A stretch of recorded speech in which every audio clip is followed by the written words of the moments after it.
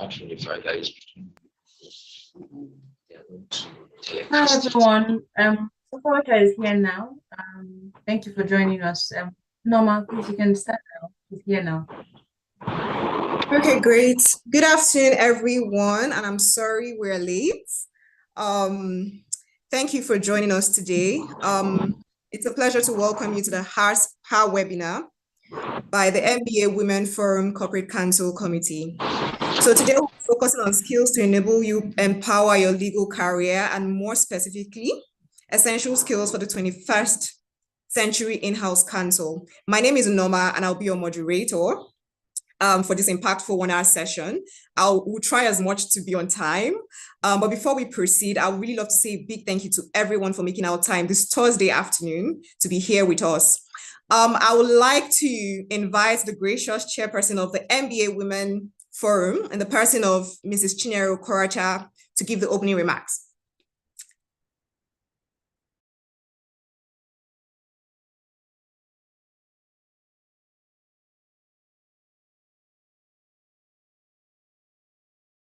Hello, everybody.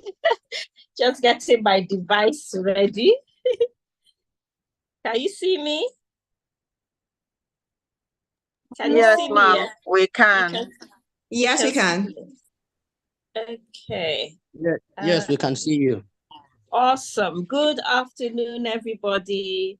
How are we doing? I feel like it's a Friday, but it's really a Thursday. So welcome. Yes. Hello, everybody. Are you there? How are you feeling? Thank you for taking time out of your midday break to be with the MBA Women's Forum's Corporate Counsel Committee. We're so excited to have you. And I just want to welcome you all to today's event. We're basically talking about how to empower your legal career as a corporate counsel or an in-house counsel. And that's really whether you are an existing in-house counsel or whether you are aspiring to be one. And today we have seasoned in-house counsel who is going to speak to us about, all you need to know really. The MBA Women's Forum has as its motto to empower the Nigerian female lawyer for success. And that's what we try to do with all our programs, all our webinars and our seminars, all the literature that we put out. We try and focus on topics that are of interest to the Nigerian female lawyer. As you may know, we operate or are structured around committees. And our committees are such that you must be able to find an area of interest to you. So we have, of course, the in-house counsel, or as we call it, corporate counsel committee. We have the advocacy committee. We have the fundraising, important committee. We have the media and publicity committee. We have research and development. We have external relations committee. We have, which ones am I missing? Who wants to help me? There are 11 of them. We have a public sector committee. Which one am I? We have the Young Female Lawyers Committee. So welfare, important committee, yes. I think I may have mentioned all of them. If I didn't, someone should help me in the chat box and put it in there. So we're structured around these committees, and each committee holds programs throughout the year, that can empower you in your legal career, whether you're one who wants to advocate for others or for areas where we can improve the position of female lawyers at the bar, or whether you're in research and documentation and you want to do a research program for us, or whether external relations is where we manage our relationships with other sister bodies and other international as well as local organizations. Welfare, we try and look to the welfare of our members on a regular basis. The Corporate Counsel Committee, as you can see, is holding this program to try and empower women in their careers. Public sector, we had an event the other day which talked basically about how to enhance your career if you're in the public sector and how you can grow. So all in all, we're all about empowering the Nigerian female lawyer for success in her career. And indeed, you can't talk about the career of a woman without talking about her career, her position, her personal life, because women are wives, we are mothers, we are, daughters to aged parents. There's a responsibility on a woman which you can't take away, which she has to juggle or marry with any professional endeavor she may be in. And we try and hold programs that give us tips and tricks to be able to manage all this. Now, because MBA Women Forum is a national body, constitutionally inaugurated from the MBA Constitution, it was important that we're able to reach the grassroots level of the country and not just be situated in perhaps where the chairperson is located or whatnot. So we, under the immediate past leadership of the forum, we appointed what we call state leads in the 36 states of the Federation and then Abuja, who monitor our activities at the state level. And then following the MBA model of having branches, we also have appointed 125 what we call branch facilitators in the 125 branches of the MBA. And if you know anything about us, you know that we also have very active branch and state programs that cater specifically to the needs of female lawyers in those areas. So I want to use this medium to encourage you to become a member of the MBA Women Forum if you are not already a member. Membership is open to every female lawyer who has been called to the Nigerian bar. There are over 50,000 female lawyers in Nigeria at the moment, but our membership is at about 3,000 strong. So you can imagine the impact we can have if all of us come under that umbrella and indeed register. Our registration fees are very, very affordable, very minimal. From year 0 to 5 at the bar, it's absolutely free for you to join the MBA Women Forum. But if you are 6 years and above, you pay a minimal 5,000 naira a year for your registration. We have a website. If someone can help me type our website into the chat box, that would be wonderful. So our website, click on the button and you will immediately be taken to our registration link and you can join us. Before I go, I'm not going to end without telling you that every year for the past 3 years, we have held an annual general conference. And that annual general conference is usually held in March, which is universally recognized as the Women's Month or the International Women's Month. So we try and have our conference in March. And I can tell you that the conference planning committee for 2024 has already started. And the conference is going to be in Lagos. And our dates are 21st and 22nd of March. So please mark your calendar and prepare to join us. It's going to be an amazing conference full of impactful speeches, insightful topics. We're going to have a really nice time and I invite you to join us. So once again, I would like to commend the leadership of the Corporate Counsel Committee, headed by Mrs. Ifomuta. Deputy head is Mrs. Abidemi Ademola, and we have and their entire team for putting together this really, really interesting topic. I understand we have over 700 people registered for this event. I'm sure that if you have a friend who registered, please nudge them and tell them we've started. It's just going to be about an hour and a half, and you can go back to work. I'm very excited to be here. I'm very excited to hear what we have to share. I'm really, really looking forward to today's event. So once again, ladies, thank you so much for joining us today, and please join our community. It has been very impactful.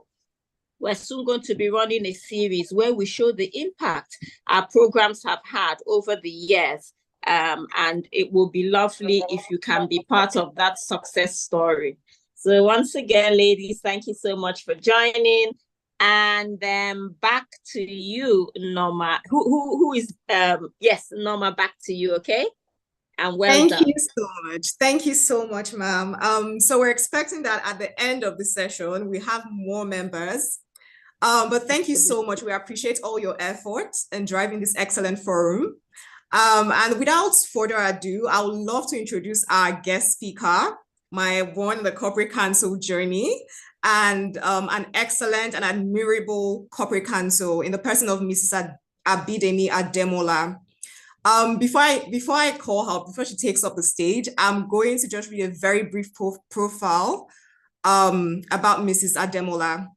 Mrs. Abidemi Ademola is an executive corporate counsel, governance professional, and business leader with experience spanning over 27 years of corporate commercial law and governance practice in Nigeria and West Africa. Passionately driven by personal purpose to build a lasting legacy by shaping capability in governance, risk, and compliance. Her forte is to proactively identify legal, regulatory, compliance, and corporate governance risk to business and develop innovative mitigation to enable seamless business operations and sustainability. Abidemi has been instrumental in building strong legal teams and delivering several epic legal transactions and projects across West Africa. She has supported multiple boards of multinational listed entities for projects across West Africa. Over 10 years, she has supported multinational listed entities to implement world-class corporate governance practices and processes with positive impacts on board effectiveness. She was appointed to the board of Unilever PLC as an executive director in March 2023. She exited Unilever after 27 years of commendable service to start DFA Solicitors, a full-service law and governance practice. In recognition of her industry pedigree, she was appointed the legal director and company secretary of Guinness Nigeria PLC, Diageo Company, with effect from 1st November 2023.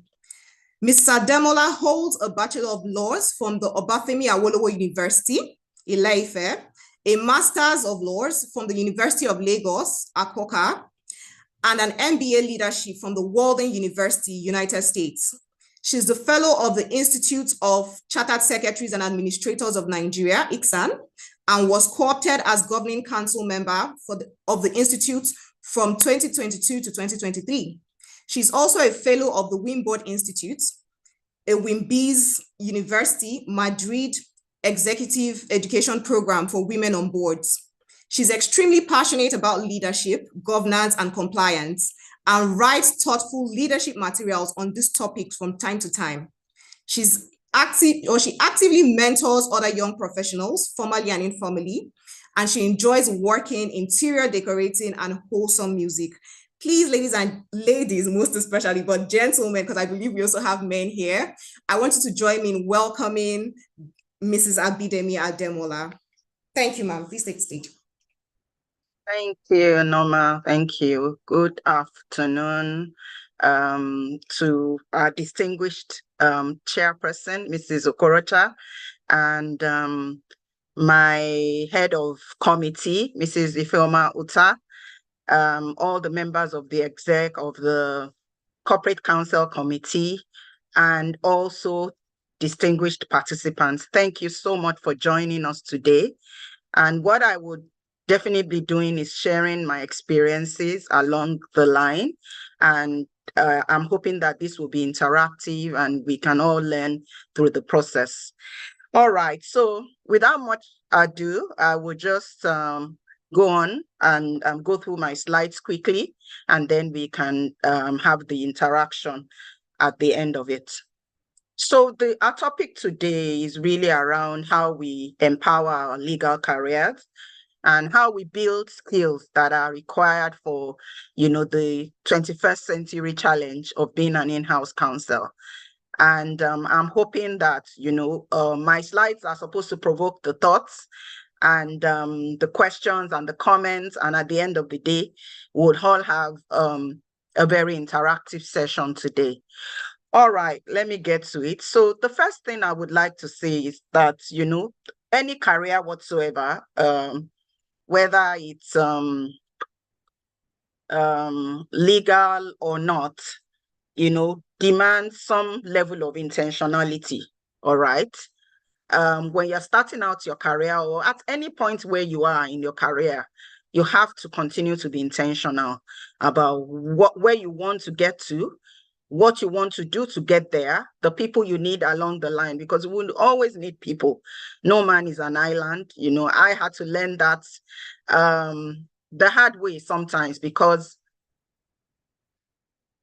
sorry, I see a hand, but I'm sure we're not taking the questions yet. So if you could just write down the points, that would be fantastic.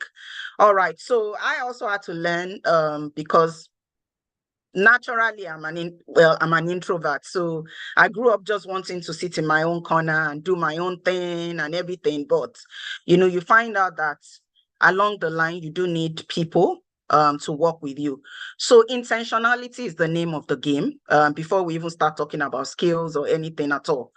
There are many paths that we can follow, and in-house counsel is just one of them. There are people who have had brilliant careers without coming in-house, and there are people who have had brilliant in-house counsel careers. So I think what I want to just land on this slide is be intentional. Think about it.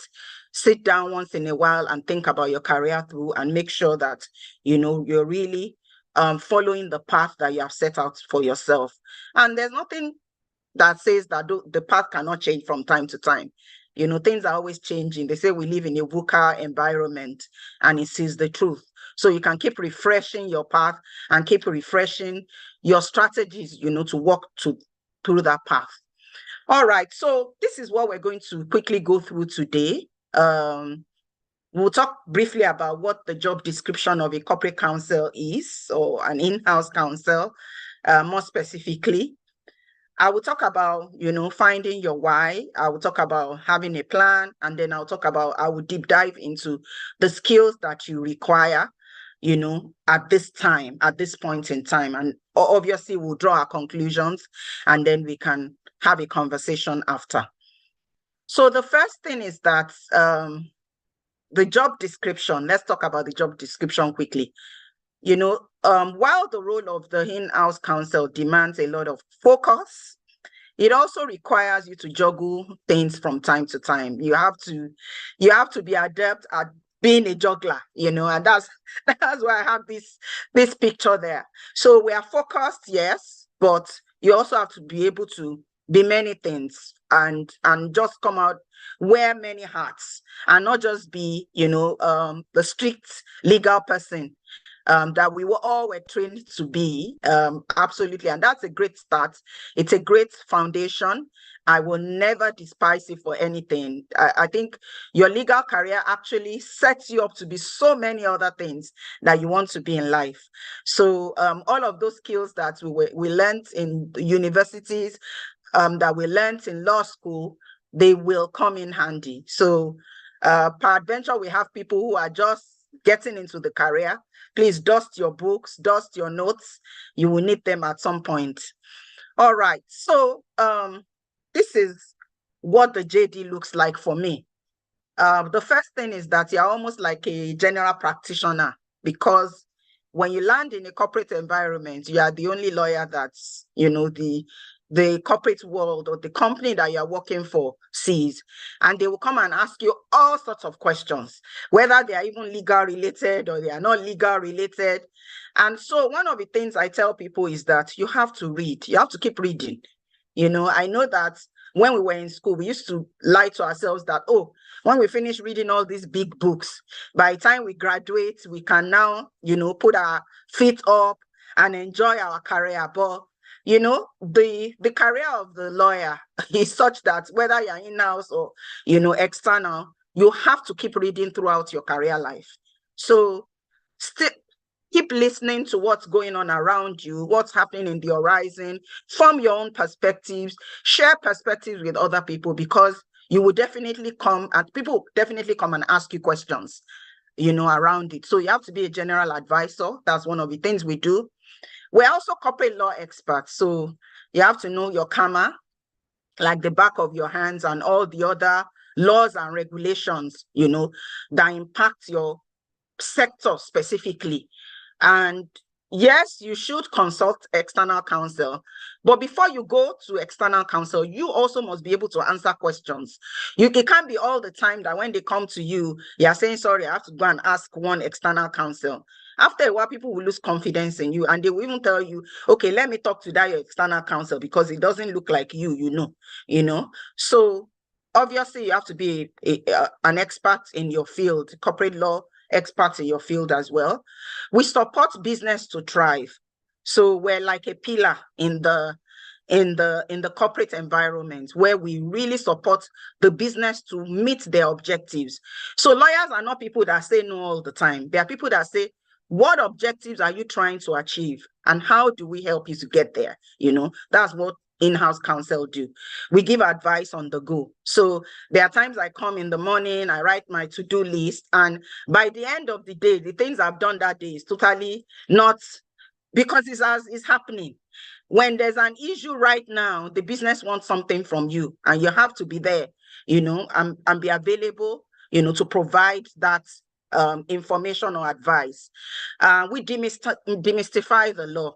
So if you're writing an opinion, as an in-house counsel, please don't do more than 1 page, because if you give it to the MD, something that is a 10-page document, and all you have is wherein, where at, and everything, the guy will just throw it away and go and do what he wants to do.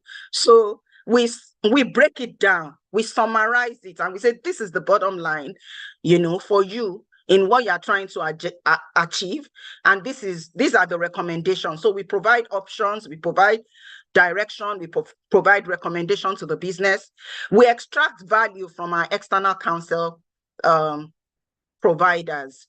We are partners with our external counsel provider, and when they bring, the conch legal opinion to us, we break it down and summarize it and tailor it to our industry and the problem that we have at hand. And then we create a compliant framework. We build framework structures, processes, systems that allow our organizations to be compliant as they do their day jobs. We manage stakeholders, all right? So that's a critical JD. We drive a compliant culture. We put in policies that enable the people in our organizations to work in a compliant manner. We negotiate and draft contracts, we negotiate transactions, we draft contracts, and we support the litigation process. So where, our organizations have been sued, or we want to sue as an organization, we provide all the required support in terms of documentation, people that are the most relevant, that will be able to help us, act as witnesses or help us defend the case. We get all the information so that we don't write something else in our pleadings and it was actually something else that happened. We engage with regulators from time to time. We develop talent, all right? We also have HR, we wear HR hats from time to time, where we build capability in people and we help them, to be all that they want to be. We are business managers and we execute legal projects. So honestly, it's a tough, I've just identified some of them. I'm sure if I ask you, if you work in-house, you might have other things there. I've just picked out the most critical things. So this is what it looks like, what we do. This is what our JD looks like, on a regular basis, on a daily basis. So when you're building your skills, it starts with what you are trying to do. You understand? You don't just go and start acquiring skills up and down without being focused on, oh, what am I trying to achieve? And that would inform the sort of skills that you are building. All right. Okay, so so we do a lot of, and I've spoken about this, we provide guidance, assistance, support, advice, help to our businesses from time to time. So I've also thought about something which is around why, because when you ask people, why do you want to be a corporate counsel? Why do you want to be an in-house counsel? There, the things I've heard, some of them have been shocking to me. So I think what I've heard at most is around soft life, which is around, oh, I just want to be able to earn a fat salary, do minimal work, sip my tea, cross my leg. And, I because it's tough.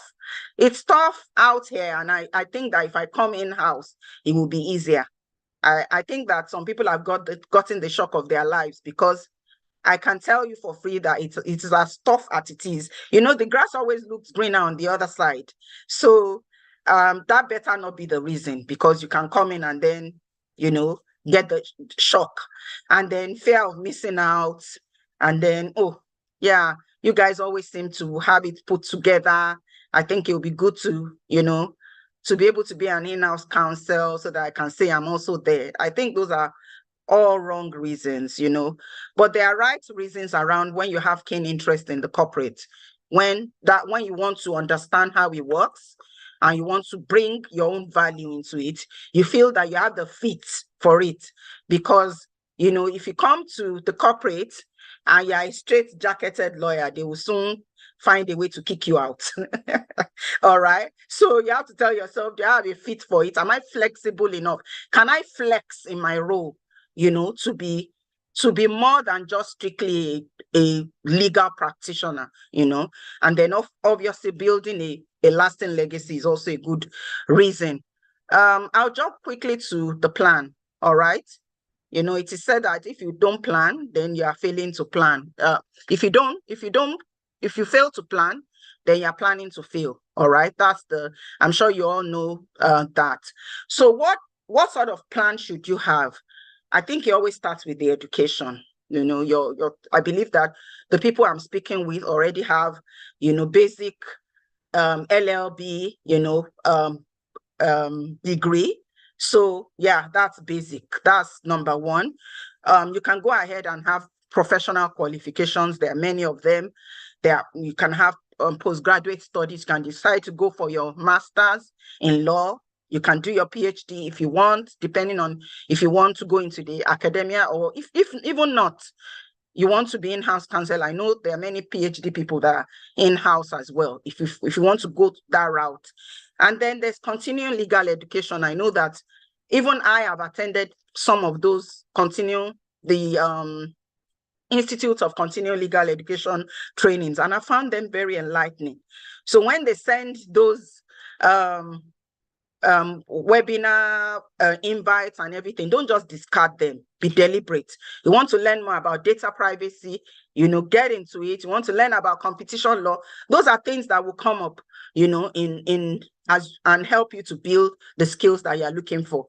And then obviously trainings. There are many trainings. There are many opportunities. The Nigeria, as distinguished Madam Chair had spoken to us, the MBA Women Forum seeks to empower women lawyers, so took advantage of what we're doing within the MBA Women Forum.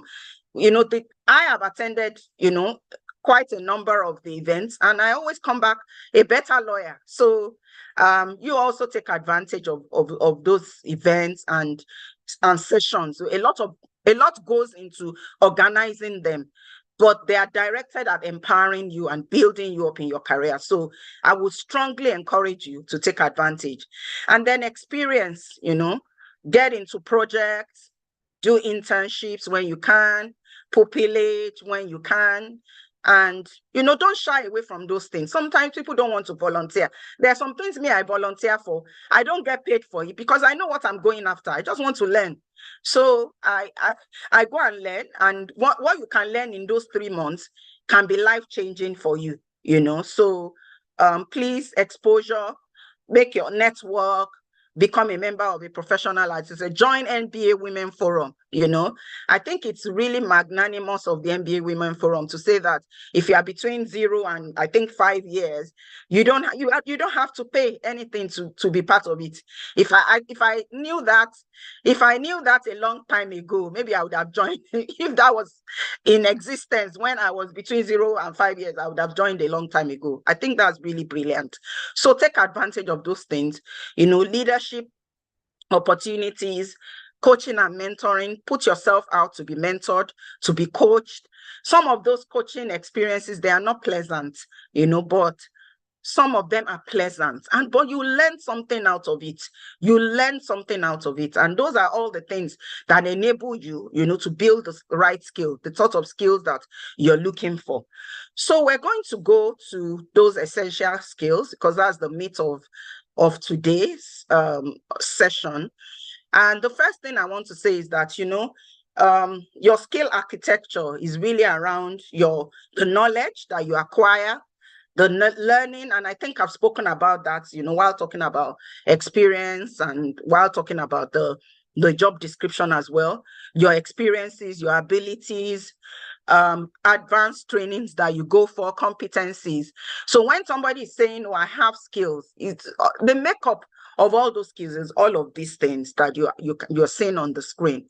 And so it will be important to be more deliberate and more intentional about every one of these things. Am I acquiring the right kind of knowledge? Am I getting the right kind of experience? Am I learning? You might even still be in external legal practice now. If your desire is to go in-house, you'll be more deliberate about the sort of briefs that you work on or that you assist on. When you get the opportunity that your client is a corporate client, there's a way that you will handle that brief that, because you have interest, you are deliberate about it. It's part of your goal or part of your plan, to become an in-house counsel at some point. And if you're already an in-house counsel, there are projects, there are things that are happening all the time. So put yourself out, to help and to build the right kind of skills.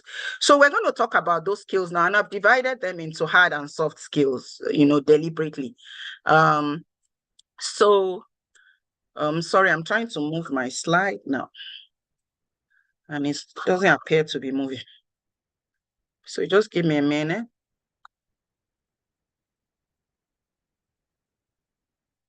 Okay, yeah.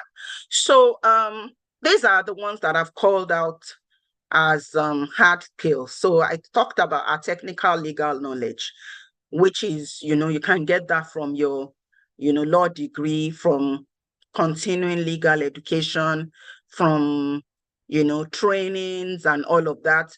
There are so many emerging areas. When I first started working as an in-house counsel, we're not saying anything about data privacy, for instance. It wasn't there. Competition law was not a big deal at that time because I was working for a multinational company. They used to say a lot about competition law, and I'll be like, what does it mean? And then after a while, they formed a network, and I joined in. Even though we had no competition law framework in Nigeria at the time, I joined it just to learn.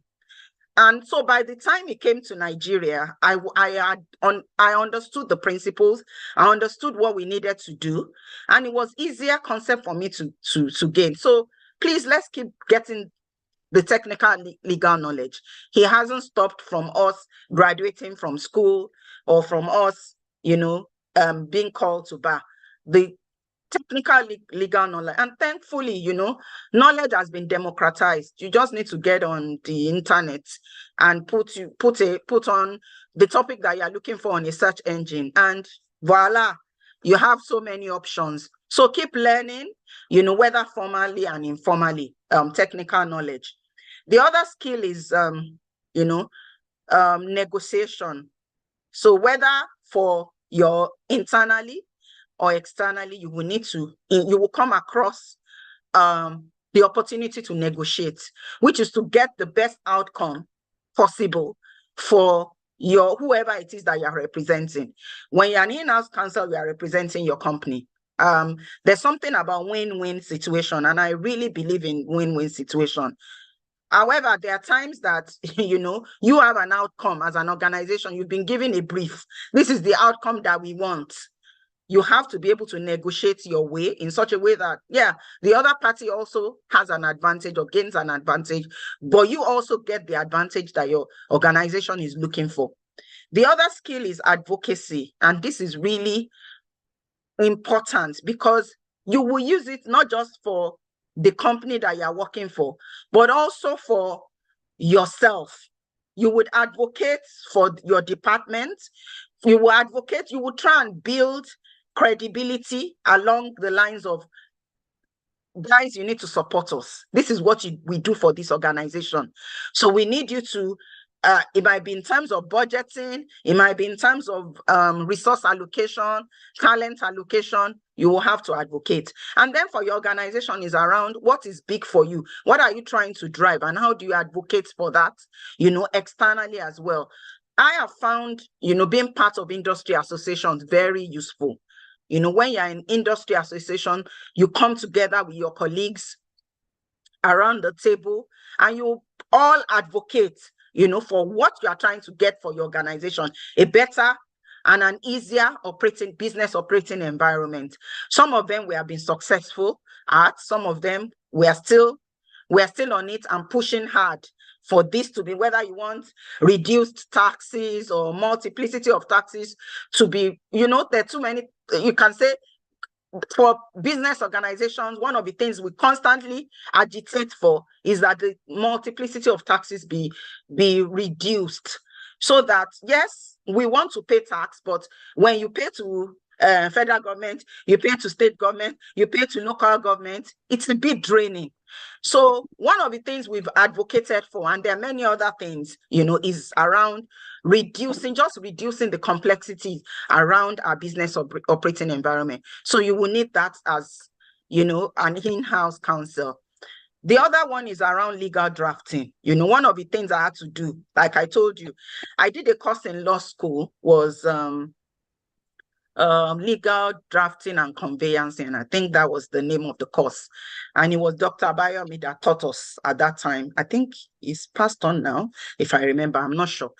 Anyway, when I got to the corporate office where I was working, when I got an in-house counsel role, I went to dust my law. When I was doing that course, I liked it, but I think, students, we used to, sometimes you can play.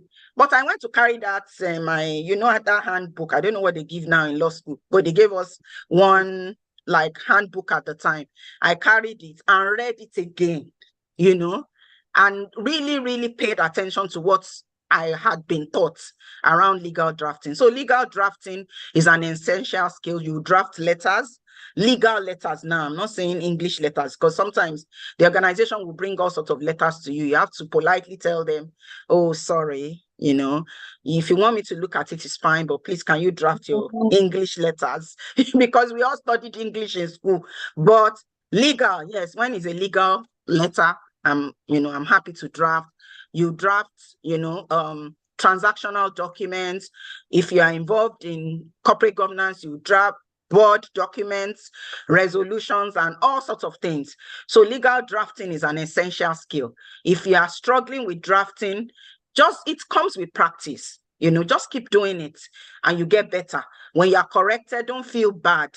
I've had two scenarios. I had somebody I was working with me, and when she first started writing the things, it would be like I'll have red all over it when I'm doing the, review and everything, and track changes will be all red. But it didn't remain like that. The person learned over time. After a while, there wasn't even anything to change, And then I've had people that when I've done it to them, it's been like, oh, what is she trying to do? Is she trying to say I'm not good enough? That's not really it. That was how I was as well when I first started. When I carry and at that time, we didn't even have all these, tricky things. You will write your letter, and then I'll give it to my boss to look at. Then she would put a red pen and cross this and write it on it. Did I used to feel bad? I would feel like, oh God, I want to get to a point where when I get my letter the next time or my document the next time to my boss, she's changing it's whatever it is that she needs to change is minimized. And after a while, even became, no, I don't even need to look at it. If you have drafted it, I know you will do an excellent job. That was how I learned it, So please learn legal drafting. Attention to details, just paying attention to the details. They say that the devil is in the details. So that skill of paying attention to details is extremely important. Don't browse through it. Lawyers don't browse, Lawyers pay attention. We read, we internalize, we conceptualize, and we ask ourselves, is this right? And then that's it. So risk management is another one, which is anticipating what are the risks, what are the things that can go wrong, and building mitigations into that. That's extremely critical skill as well. Understanding that in life there will always be risk, and there's no time that we're going to be able to eliminate risk. So we're always scanning the horizon and always understanding what the risks are for us and how do we, eliminate those risks. And then dispute resolution. That's extremely important as well, especially as we go into the realm of alternative dispute resolution. Let me tell you something for free, which is that corporate organizations don't like to spend time in court on litigation matters. When you see corporate organizations in court, it's because we've exhausted, the possibilities of an amicable. We would have gone through all the mediation, whatever, reconciliation, arbitration, and if it now doesn't work, that's when you will find us there. Why? Because it costs time and resources for us. You understand? And there's also the thing about the people that you're going to court with. Sometimes when you've gone to court, that's the end of that business relationship. When there are disputes, you don't really want to end the relationship. You just want it resolved. So as an in-house counsel, you have to build capability in dispute resolution, especially the alternative dispute resolution one. So I'm going to go to soft skills now, and then we'll wrap up in a bit. So I'm going through the end of the soft skills. We all know them. Communication, obviously, you expect an average lawyer to be able to communicate effectively. But in the event that you feel that your communication skills are not where they should be, there's nothing wrong in raising your game and being deliberate about changing it. I'll give you an example about myself. When I first started my career, while I could write, I think my strength was in writing. When I write something, my boss would say, this is good. But when it comes to, come and present something at a management meeting, I used to struggle. And it wasn't because I couldn't present. It was just that I was shy. I was an introvert. I didn't want to, I didn't want to stand in front of people and be talking, But I had to brace it and I had to learn it, So when I talk now, people say, I think you're so confident. I'm like, he didn't start out like that. So please build the skills, focus on it, read books. I read all sorts of books. I read all sorts of tips and, practice. Here am I today. Am I perfect? I don't think so. I think there's always room to improve. Stakeholder management is, engaging with different parties and helping to sort of be the midpoint. So you will have to manage people. There are people that even if you do everything for them, they will still hate you. So, but you need something from them. So how do you get it? You have to manage them and get what you focus on your own objective, and don't worry about people who like you or who don't like you. I don't focus on those things. I know there are people that love me to bits. I know there are people that, who is this person? You understand? But the truth of the matter is you have to focus on your objective and still be able to work with any kind of person, whether they like you or not, whether they are rooting for you or not, whether they are supportive of you or not. You have to focus on what you're trying to get. Influencing is really about, bringing people to your side in a way that you're not controlling them, you're not pushing them, but there are things they see that they feel, there's something about this person that makes me want to maybe follow him or her, or, do what he or she wants me to do. So that's a soft skill. You have to find a way to be able to influence people in a way that you are not, the thing about leadership, when you're a leader, people can follow you because you are the head of their department, but they can also follow you because you have influenced them positively. And I think that's the best thing. There are people now that they've worked with me before and they are still relating with me now only because in some way I have influenced them. You understand? I'm no longer their boss. They don't have to call me. They don't have to talk to me, but they still do. That's influence. So yeah, networking, and I think MBA Women Forum gives us a great opportunity or a great platform to network. There are people I have met just in my engagements with the MBA Women Forum. There are many other platforms, but I think you have one just, right here that you can immediately cash in on. You can build friendships, build relationships, build comradeship, and, things like that enables you, that builds your career and helps your career to grow. Creativity is about finding a way. So when people tell me, oh, this is not possible, or we've done it before this way, or last year you guys looked at this thing and you okayed it, why are you changing it again this year? I tell them that because maybe the risk profile has changed. The operating environment has changed. You can't say that because we did something like this last year, that's how we're going to do it this year. We keep growing, we keep getting better, And so creativity is about innovation, thinking about new ways of doing things, you understand, and really bringing that to bear in your role. Growth mindset, that's also a fantastic soft skill to have, and it's really how you think. What's in your head? Are you thinking the cup is half empty or it is half full? Because how you are thinking determines a lot about where you get to. So if you have an opportunity now that you get, it might not be where you want to be. If you look at it as half empty, the way that your approach to that opportunity will be that you'll just be, oh, this is not really what I want to do. They've just offered this to me. I don't have a choice at this time. And you will do your work like that. But if you look at it and say, oh, this is not where I want to be, but this is the opportunity that life has offered me at this time. It's at least my cup is half full. So how do I grow? How do I make the most of that opportunity? You find out yourself that before you know it, you even have that opportunity that you're looking for, because it shows, what people don't know is that mindset, it speaks louder than words. You might think that it's internal, you are not saying it, but your approach, your attitude shows a lot about where your mindset is. So just having that positive mindset, growth mindset. Oh yes, I'm not here now. I can get better. I can grow. Those are all the things around growth. Horizon scanning is really being aware of your environment, knowing what is going on. A lot of us, sometimes we don't listen to the news. We don't read, news items. We are buried in our work and in our legal books. Please raise your heads once in a while, understand what's going on in your environment, and use that to interpret what you're reading. Empathy is around, knowing that, how do I explain this now? For me, the best way of expressing empathy is that you have to be in people's shoes first.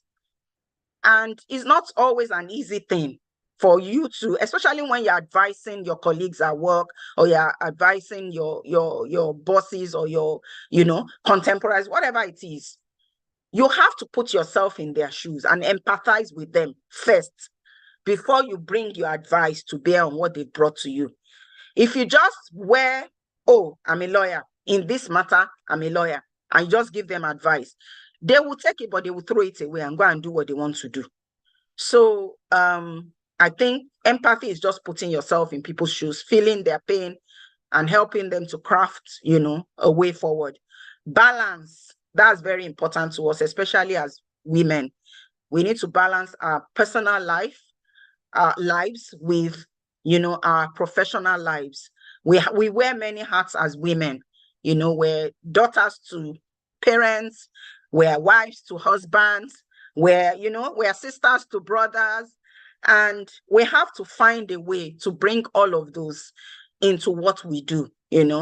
Having a balanced lifestyle resting when you need to rest, exercising when you need to exercise, eating your right kind of, those are all the things that product of the skill of balance. Just knowing that you cannot go extreme.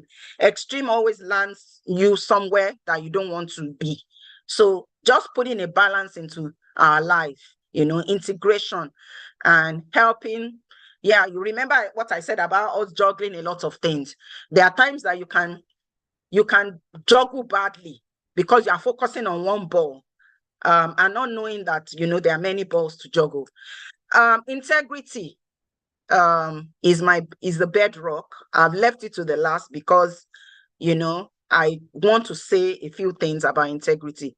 Integrity is who you are when no one is looking. And for me, in my career, I found out that staying true to myself is the best thing. It's the best decision. I made that decision a long time ago, that, you will, no matter what you do, you will find people that like you. No matter what you do, you will find people that do not like you. But stay true to your own convictions. Stay true to your own self. Know that in this situation, I've not operated badly to people. I've done what is fair and proper. People may not like it, especially when you become a leader and you're telling people that, sorry, you didn't meet your goals, and so because of that, you're not going to get a bonus. People can cut you off your head. But if you are true to yourself, you will do the right thing. And just integrity for me is a bedrock. It underpins every other skill I've spoken about. So please, that's a skill to have going forward. So as I close, a few takeaways is that, please be intentional about your career. Make sure you have clarity of purpose, have a clear plan, pay the price. There's always a price. So just pay it, and acquire and build the right skill set. Be exceptional in everything you do. Seize your opportunities, fail forward, learn from your mistakes. There's none of us that will not fail. I know we're in this part of town, we like to, of life, of the world, we like to be more positive and talk about, everything must go well.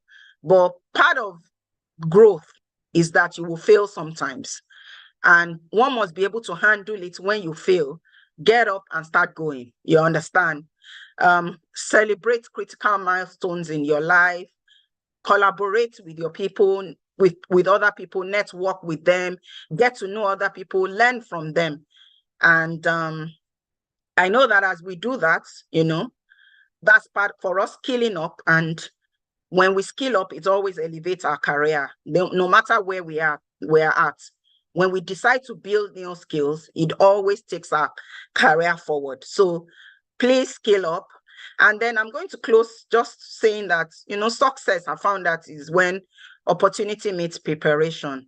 So the question to ask yourself today from this webinar is, am I preparing for where I want to be?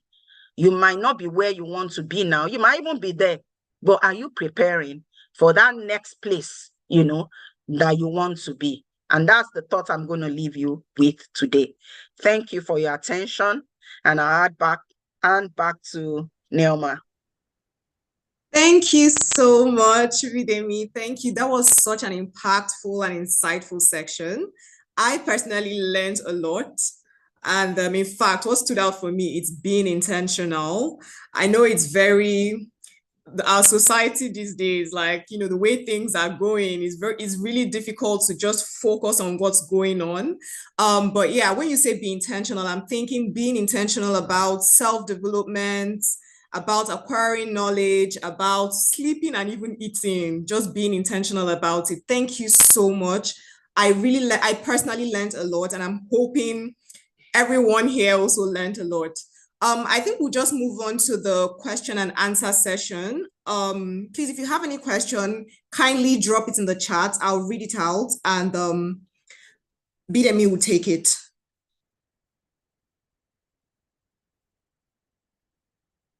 So please kindly drop your questions in the chat, please. Chat box.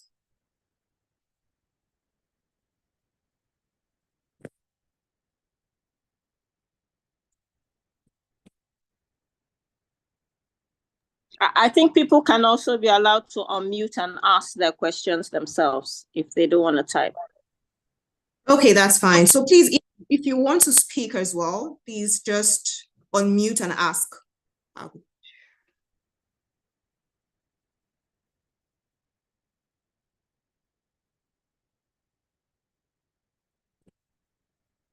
Okay, I will ask a question. Thank you so much for that very insightful presentation, Mrs. Ademola. My question is this. Do you think there is value in practicing law as in a law firm before you become an in-house counsel, or do you think it doesn't matter? And if you say that they should, for how many years, or doesn't it matter at all? Thank you very much, Madam Chair. I think it matters, all right? I think it matters. I also understand that people have different journeys, all right? So my own plan, I always knew I was going to go into corporate. That was what I wanted to do that was why I went to study law. But I told myself that I would spend some years in practice because I believe it grounds you, honestly. I didn't get the opportunity eventually. I think I only did maybe 6 months or so of law practice and that was between law school and service, because I got posted into a corporate environment. In fact, I was going to go and change my posting because of that. And then people said, are you okay? They posted you into this company, you want to go and change it, just go and do it, So the point I'm making is that I think it grounds you. When you have the opportunity to, I would advise that you first try to do law firm practice, because there's something it does to you. Because those 6 months, the things I learned in those 6 months, I became a superstar when I started my service. That's why I was retained where I served, and it was a corporate environment, because I had learned it. Let me tell you what I used to do. I used to file. So they taught us to file, to do research. So in those 6 months, that was what I was learning. Some of my friends at the time, they went home after law school. They went home. Then a particular friend of mine and we said, no, we're staying back to go and look for a law firm that we could work in. That was what saved me, And the 6 months I spent in practice, when I went to serve in that corporate environment, I was a superstar, because I first revamped their filing system. What is this? And my boss was looking at me, which copper does this sort of thing? You understand? So I did that. And then research. She said she was looking for something, and that was not even internet at the time. I would be the first. I would carry books. Why? Because that's what we used to do. We used to support our bosses who would go to court to litigate. We would be the ones to look for all the precedents and everything for them, So I would advise that you try and do it. I'm not going to legislate for how long. I think it depends on how long you grasp the skills that you require. But maybe a minimum of 2 to 3 years, I think it's advisable. Yeah. Okay, thank you so much, Bidemi. Mrs. Okorocha, I'm guessing she has answered your question. Absolutely. Great. Okay, so we have a question here, and it says, how do you handle situations where your stakeholders don't agree with your legal advice on a particular issue? Absolutely. So there have been many occasions like that, and which is why I said about staying true to yourself. There will be many times that people don't agree with you, but once you've done your thorough work and you know that this is the position, you have to then say, sorry, this is the position. If you don't agree with it and you go ahead, this is the risk. So you call out the risk, and so there have been times earlier in my career that people would damn the consequences and they will go and do what they want to do. But then when they get burnt, they will come back to you and say, well, you said it too. We're really sorry. Let's now go back to the drawing board and see how we can mitigate, the problem that we are now in. So I think when people don't agree with you, and be ready for it, there will be times that people won't agree with you. You must have done your thorough homework, because when people don't agree with you too, and they have a better position, it means that you have not really done your work. So what I do is I check. I have my position. I check with a few of my colleagues. I have external counsel network that I also consult. What do you think? This is my position. What do you think? So that by the time I'm going to my MD or my colleagues on the board, my position is clear. You understand? So when you don't agree, you can't force people to agree with you. But when you have done your thorough homework, you stick to your position and you tell them that this is the risk if you go ahead on this tangent, and that's it. Thank you so much. Thank you so much, ma'am. So we have another question. It says, how does a young female lawyer navigate the area of law to specialize in? How do you navigate not specializing? So that's like you're an in-house counsel and you're not specialized in any way. Well, I think that, I don't know, you still are specializing in something because it's corporate law. It's just that it's a body of many things, you understand? So I won't still call it not specializing. I would just call it that, you're just more broad-based. It's almost like, doctors as well. They have general practitioners, they have GPs, and they have their role. And then you have people that are like, oh, I'm a neurologist, I'm a gynecologist, I'm an ophthalmologist, and all of that. So I think you have a place if that's what you want to do. You have to just ask yourself, what do you want to set out to be? And even in that whole thing, I have colleagues now that are maybe deep diving more into data privacy, getting more into competition law, and yeah, that's how it works. Okay, thank you. I think we'll just take 2 more questions or 3 more questions because of time. But the next question says, how do you handle your compliance functions in a company that has a steep non-compliance culture, especially for management? So I'm guessing this means, how do you deal in a company that has a very lax compliance culture? Yeah, that's tough because the thing is, everything rises and falls on leadership. And even if you are trying to drive a compliant culture, but the leadership is not interested in it, my own advice is, dust your CV and look for a better organization when you can. If you don't have an opportunity for a new job, you have to just keep trying, all right? And maybe that's where advocacy also comes in. Because one of the things I've had to do, thankfully, I've always worked for organizations that understand, a compliant culture. But there are times also that maybe we don't necessarily agree on the level or something, or the depth of how we should go about it. Then you carry your advocacy skill. That's when you use your advocacy skill to try and tell them that, if this organization is compliant, you will do better. People will do well. People will stop stealing your money. People will stop, you understand, they will stop doing fraud. They will don't, everything rises and falls on leadership. And we need your leadership example, So I think you just advocate, and if it doesn't work, you try and look for another job. Thank you so much. Thank you so much. And the last question we're taking for today, it says, do you think not being a litigator can limit advocacy skills as an in-house counsel? No, definitely not.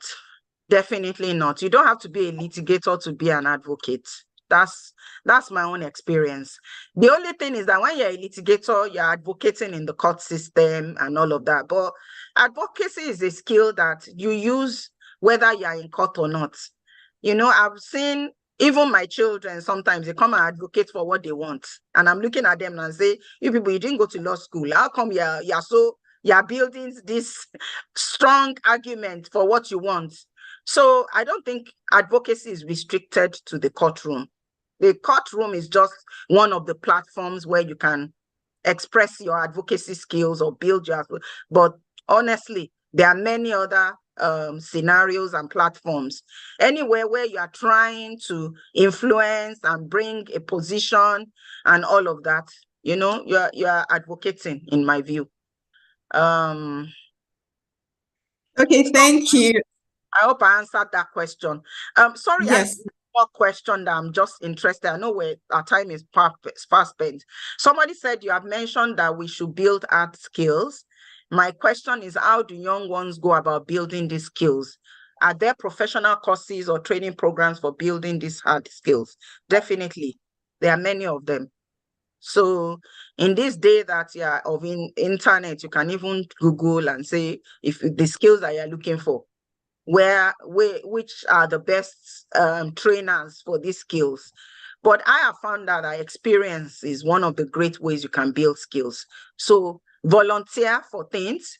For instance, if you are trying to build organizational skills, which was even one of the skills I didn't really touch on, you can join projects to organize things, and in the process you build it. You understand that you have to have a plan, you have to have a project network, you have to, you know. So yes, you can build those skills in different ways. You can have formal training for them, you can volunteer, and yeah, that's how it is. So Nelma, over to you. So much. However, before you leave, I just wanted to throw this question up. It's also in someone had also asked, and I think it's really important. So the person says, is there room for mentorship? So I know mentorship is a really important concept that us as women and as lawyers need to ensure that we participate in. So please, can you touch on it a bit before you leave? Definitely, there's always room for mentorship. I think one of under my slide that talks about have a plan, coaching and mentoring was part of it, that you have to be deliberate. Depending on what you're trying to achieve, you can find someone who already has those skills that can mentor you. I also know that within the MBA Women Forum, we have a mentorship committee, I believe. And I know that they're doing some fantastic work around mentorship. So you can also find out more, join the MBA Women Forum, find out more, and you can certainly get, somebody to mentor you.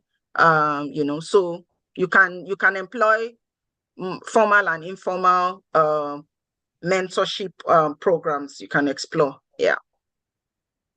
Thank you so much. Thank you so much. I think we've come to the end of the session. Thank you so much, Mrs. Ademola. We really, really appreciate you. And thank you everyone for sparing some time from your very busy Thursday to join us today.